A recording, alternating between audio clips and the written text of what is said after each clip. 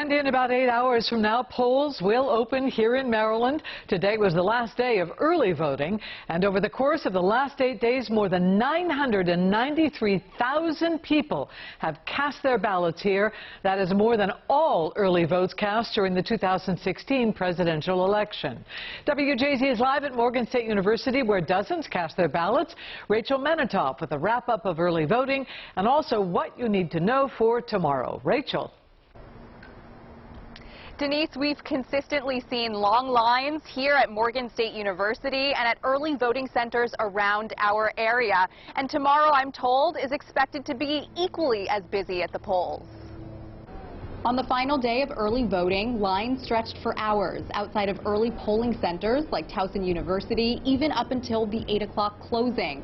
And while some say it's tradition to vote in person, others are concerned about fast approaching deadlines. I just trust myself voting in person rather than mail-in. I was going to mail it in, and I waited too late, and I said, let me go around up here and do it today. And with those lines predicted to be even longer tomorrow, it's something of just get it out of the way, get it done. More than 140,000 people voted early on Monday alone, and just under 1 million Marylanders in total. I think each day we've had a decent crowd at all of our sites. Morgan State has been the top site all week. The State Board of Elections says of the 1.6 million mail-in ballots sent out, 1.3 million have been sent back. And however you choose to vote this year, it's not going to be over on Tuesday. The important thing is just to be patient. Once your ballot's been received, the process is going to work. For Raquel Morton and Michael McKelvey, they say voting in person ahead of Election Day was the safest and quickest choice. Mostly just to get it done and make sure it got done correctly. And I wasn't comfortable mailing it in or putting it in a drop box.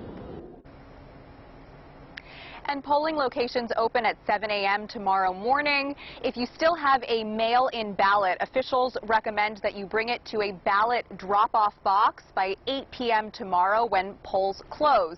Also, if you have yet to register, you can register and vote tomorrow at your polling center. Just make sure to bring proof of residency. We're live at Morgan State University tonight. I'm Rachel Menitoff for WJZ. Rachel, thank you. 7th District Congressman Kwesi Mfume cast his ballot today.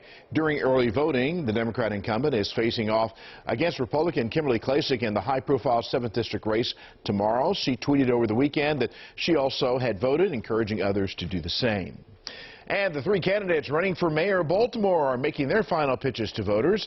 The race is down to Democrat nominee and current City Council President Brandon Scott, Republican nominee Pastor Shannon Wright, and Independent Bob Wallace. Scott is touting an impending wave of new leadership. Pastor Wright is focusing on jobs, safe streets, and better schools. And Wallace is hoping to use his business expertise to help change Baltimore. And remember, WJZ is your election connection. Tomorrow we will have special election night coverage with Nora O'Donnell, Gail King, and John Dickerson, as well as local updates starting at 7 p.m.